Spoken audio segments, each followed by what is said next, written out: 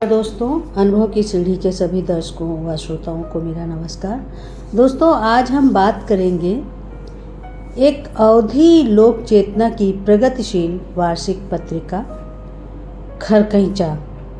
ये अंक उसका प्रवेशांक है, जिसे संपादित किया है शैलेंद्र कुमार शुक्ल जी ने, और ये अंक डॉक्टर भारतेंदु मिश्र पर केंद्रित है।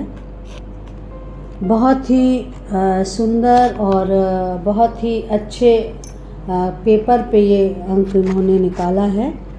इसको प्रकाशित करने वाले प्रकाशक हैं सर्वभाषा ट्रस्ट, नई दिल्ली से प्रकाशित हुआ है। सबसे बड़ी बात है कि इस पे भारतेंदु जी की अवधि से जुड़ी समस्त रचनाएं, चाहे वो कहानी हो, चाहे उपन्यास हो, उनके गीत हैं, उनके निबंध हैं, और सबको बहुत ही सलीके से सहेजने का काम शैलेंद्र शुक्ल जी ने किया है।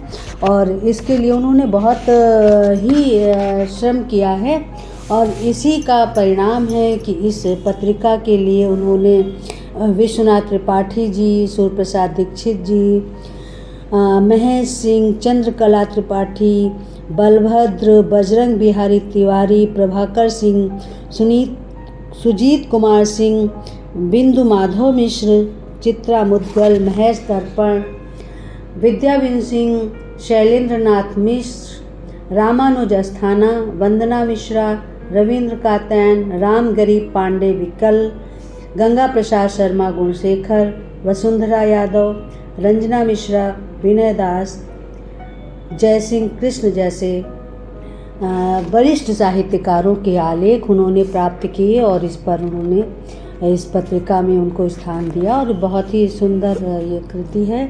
और मुझे लगता है कि ये पत्रिका जो है वो लोगों के द्वारा पसंद की जाएगी, उस पर इनको लोगों का बहुत प्यार मिलेगा। और जैसा कि हम जानते हैं कि भारतेंदु मिश्र जी दिल्ली के वरिष्ठ साहित्यकार रहे हैं।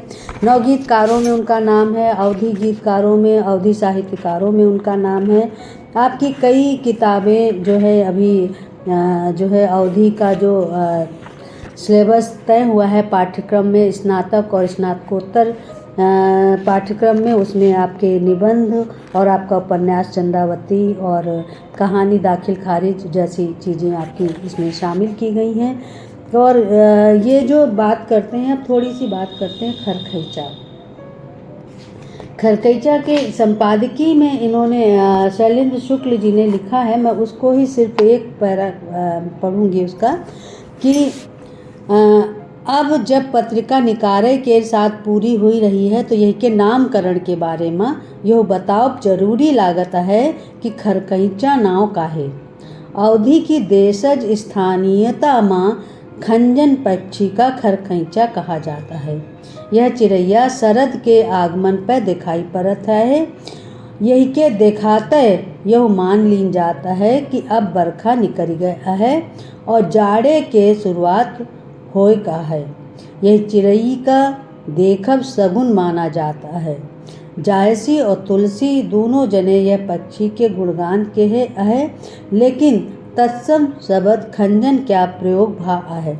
आधुनिक अवधि कविता में खणरिच और खरकैंचा का प्रयोग मिलता है।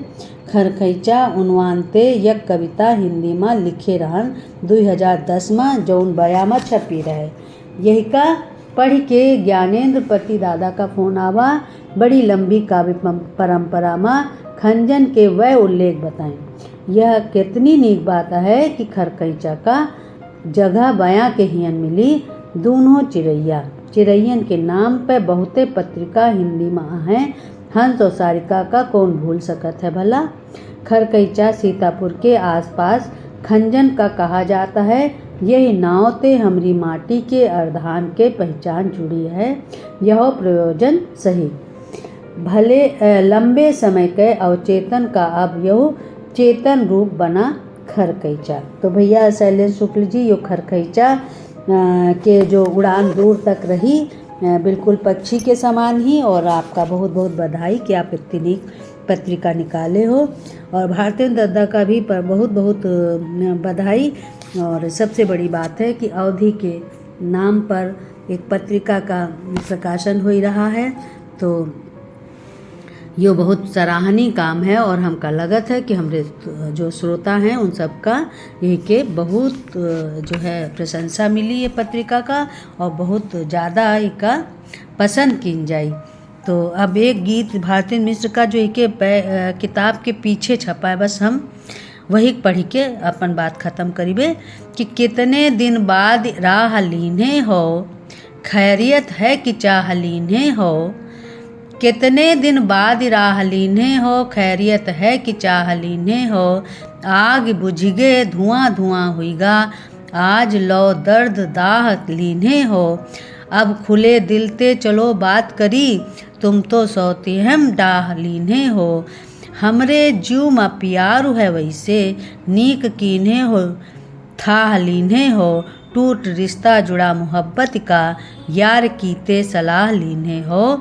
कितने दिन बाद राह लीने हो, खैरियत की चाह लीने हो। खैरियत है कि चाह लीने हो। तो दोस्तों बहुत बहुत नमस्कार।